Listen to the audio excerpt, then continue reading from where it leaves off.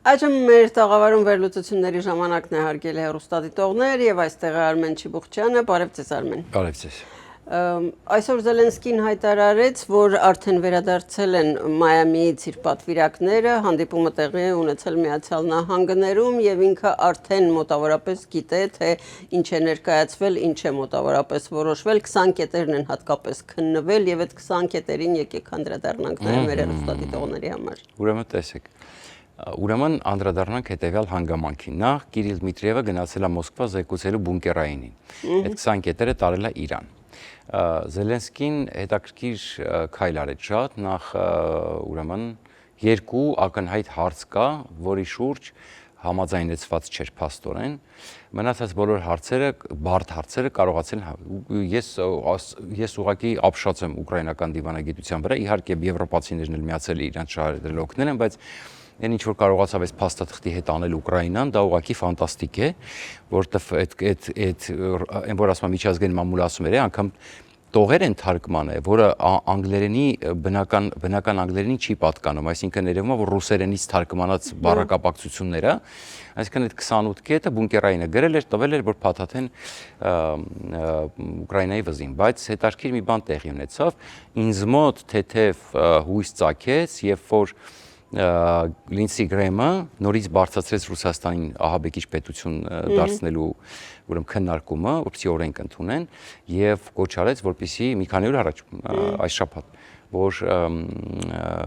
հեռահար հրթիռներ ուղարկեն Ուկրաինա, բայց հիմա տեսեք ինչ հետաքրքիր պայքար է գնում։ Ուրեմն Զելենսկին շատ լավ հասկանում էր, եթե խնդրեմը Իրանից դուրս գա, այսինքն ինքը չհամաձայնվի,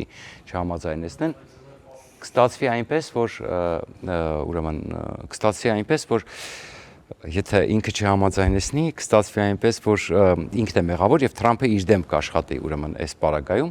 այսինքն կստացվի, որ ինքը մեղավոր է, Թրամփը կասի տեսակ ես այդքան ջանք գործադրեցի եւ այսպես շարունակ։ Բայց տեղի ունեցավ հակառակը, ուկրաինացիները այնպիսի փաստաթուղթի կարողացան հասնել, որտեղ երկու հիմնական կետ կար, մեկը Զապորոժիեի ատոմակայանը, մյուսը Դոնեցկի մնացած մասի հանձնումը, բայց այստեղ ֆանտաստիկ քայլ է արել Զելենսկին, ուրեմն նախ ինչի է կարևոր այս ամեն ինչը, որովհետև տեսեք, եւ Հայաստանի իշխանությունների եւ ընդհանրապես ամբողջ աշխարհի ամբողջ հաշվարկը կառուցվելու է ուկրաինական պատերազմի դադարեցման կամ չդադարեցման վրա, որտեղ մենք տեսնում ենք զարգացումները ինչքան բուրն են գնում, տեսեք անդադ խոսում են, որ հեսա ուրեմն ինչ որ պաշտոնյա է գալու Հայաստան, հեսա շուտով հիմնադրելու են, հիմնարկեքն են անելու կամ չգիտեմ, պայմանագիր են ստորագրելու, այդ ամեն ինչը արժեք կունենա, եթե Միացյալ Նահանգները կարող, որովհետև սա Չինաստան, Միացյալ Նահանգներ պայքարն է։ Այդ պայքարը իսկ երրորդ համաշխարհային սառը պատերազմ է գնում, որի տակ կետը, կոպիտ ասած, որի Միացյալ Արևմուտքի դեմոկրատական աշխարհի շահերը ռազմի դաշտում պաշտպանում է Ուկրաինան, իսկ ֆաշիստական դիկտատուրաների եւ ընդհանրապես բռնապետիկների եւ տոտալիտարների ուրեմն հիշում եք Նենսի Փելոսին ասաց, չէ՞ որ սա դիկտատուրայի ավտորիտարիզմի թե դիկտատուրայի պայքարն է դեմոկրատիայի դեմ, չէ՞, այն ժամանակ որ եկավ Հայաստան էր գալիս եւ այսպես շարունակա։ Եվ հիմա ինչա տեղի ունենում, ես շատերը հույս ունեն, որ հեսա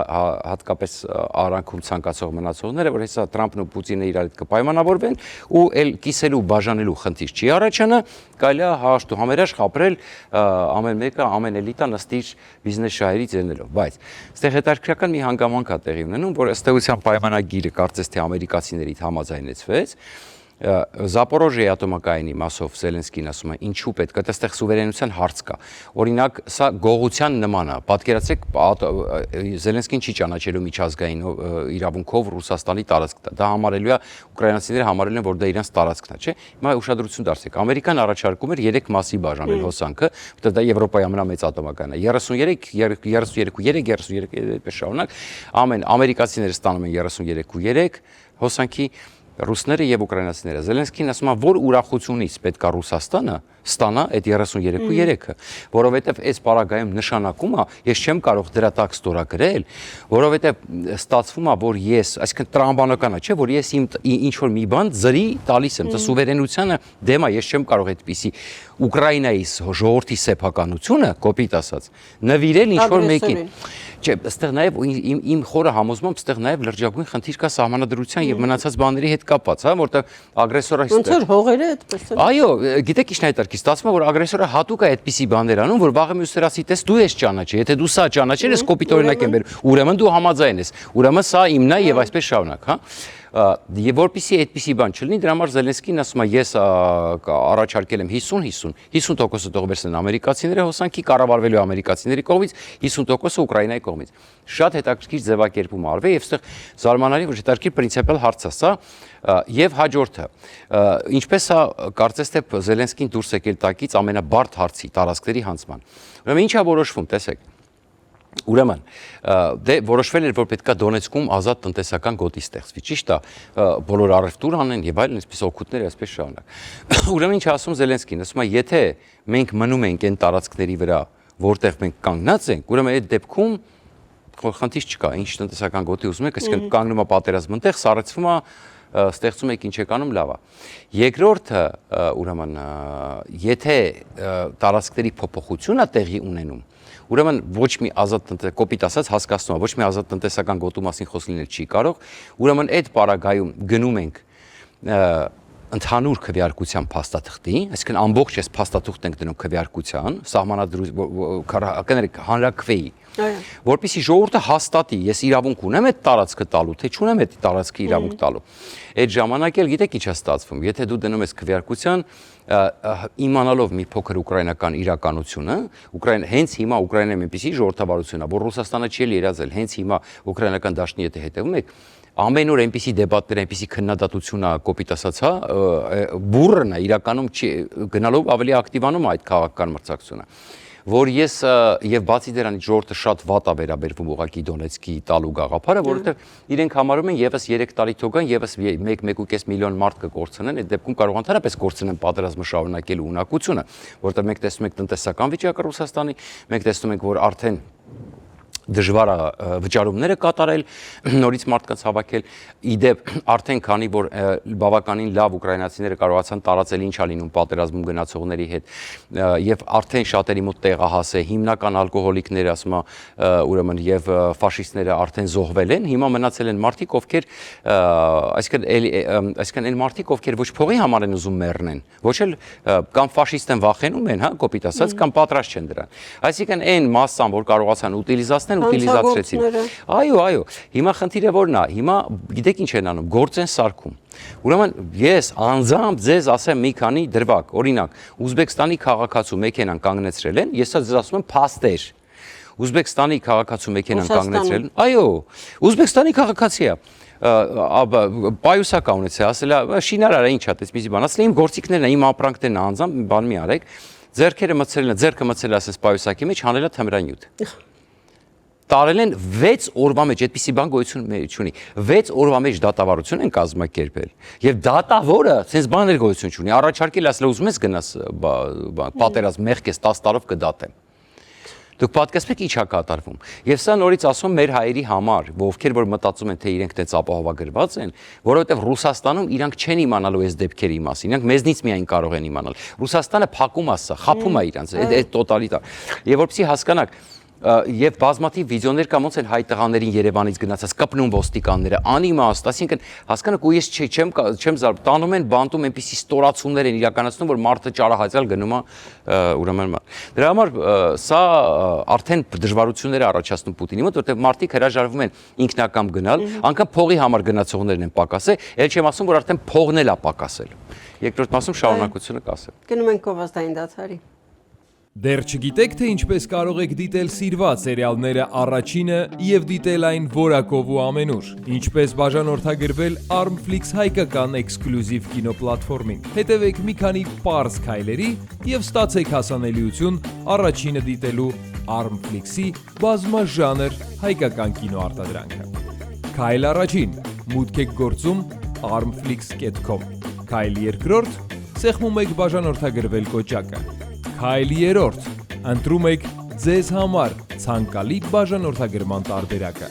Քայլ չորրորդ, լրացնում եք քարտի տվյալները և գնում եք առաջ։ Իդեպ Armflix-ը կարող եք դիտել ամենուր և անսահմանափակ, ներբեռնելով նաև հավելվածը հեռախոսի և անմիջապես հեռուստացույցի վրա։ Դրանով իսկ կանեք ամենալավ նվերը ձեր ծնողների եւ տարեցների համար, որոնք չեն սիրում դիտել սիրված սերիալները համակարգչով։ Իսկ հեռուստացույցով սեղմելով մեկ կոճակ նրանց հասանելի է դառնում ողջ կոնտենտը։ Երիտասարդները Armflix-ի iOS եւ Android հավելվածների միջոցով կարող են դիտել դրանք ամենուր։ Իդեպ, մեկ գրանցված բաժանորդագրությամբ կարող եք դիտել բոլոր սարքերով։ Ահա եւ վերջ, դուք ստացաք հնարավորություն դիտելու հայկական ամենանոր, բազմաժանր եւ էքսկլյուզիվ ֆիլմերն ու հեռուստասերիալները մեկ հարթակում։ Դե ինչ, բարի դիտում։ Armflix, եղիր կոնտենտի թրենդի մեջ։ Մեր տաղավարում Արմեն Չիբուխչյանն է, ասել է, թե վերլուծությունների ժամանակն է, պարոն Չիբուխչյանը ներկայացնում էր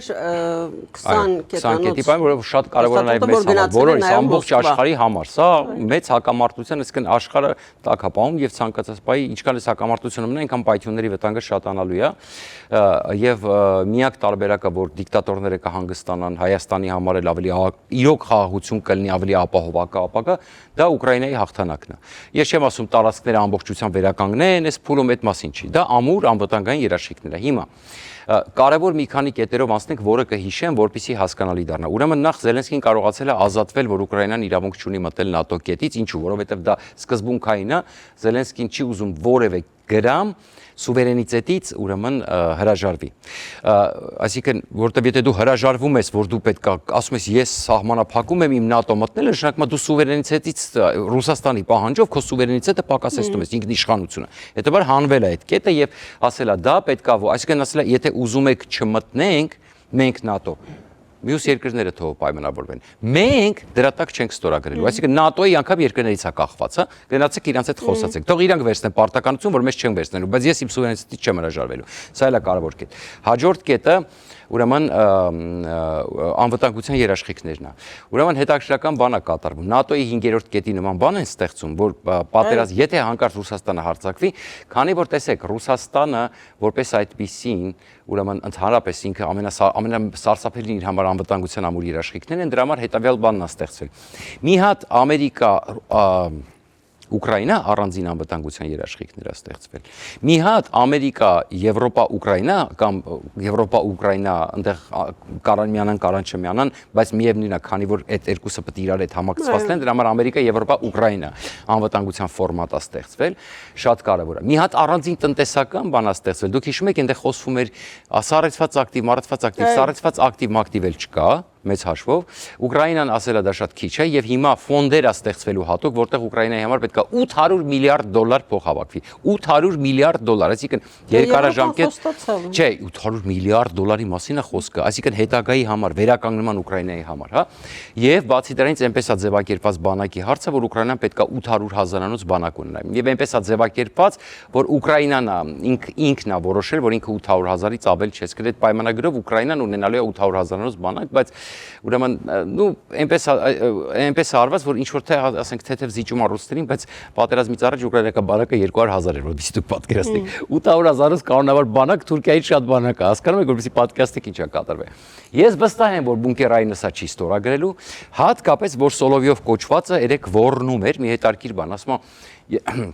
իրանք հələ չգիտեմ, պայմանագիրը չի հրապարակել, բունկերայինը որ հրապարակի այդ պայմանագիրը, ասենք իր դեմքը կճմրթվի դրա համար, հիմա չի հրապարակում այս պայմանագիրը, բայց փաստը հետևյալն է, որ արդեն իրենց զեթնիկները ասում են, եթե 700,000 մարդը հետ կա, դրանք 200,000 փող են ստանում ամիսը։ Ո՞վ է դրանց 200,000, ասում է, սա գործարանները փակվում են, 4 օրյա աշխատանքային ռեժիմով են աշխատում, ասում է, դրանք գալու են ինչով զբաղվել, լավ մի ամիս ասում է ուշքի եկան, ասում է կամ ասում է ոստիկանը որ եկավ, դրանք մի բան խախտեցին, ասում է օրինակի համար, ոստիկանը եկավ որ դրանց բռնի, ասում է, պատկերացնում եք դրանց պահվածքը ինչ լինելու, դու գիտես ես ով եմ եւ այսպես շարունակ, այսինքն այդ ասումը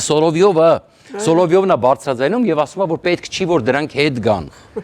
Հասկանում եք ինչ է կատարվում։ Այսինքն ակնհայտորեն, հա, եւ ամենակարևոր մի բան էլ ասեմ, որպեսզի կիսա չթողենք, հիմնական բաները հուսով եմ նշեցի։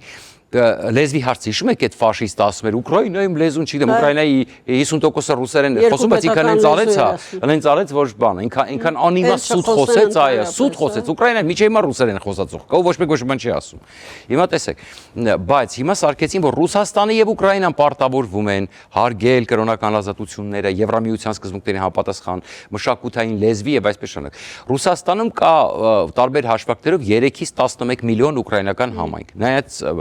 եւ իրենք ամբողջությամբ ասիմիլացրել են։ Իրանք ոչ մի հատ ուկրաինական դպրոց չունեն, բայց հաչում էին Ուկրաինայի վրա,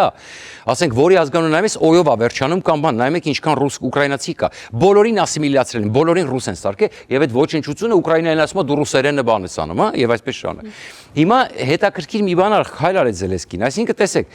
Պուտինին սպանեց, նա ուկրաիներեն դպրոց չի բացելու իր երկրում։ Իսկ եթե դա ինքը պայմանագրով դա չի կատարում, Ուկրաինան իրավունքաստանում ինքը չկատարի։ Այո,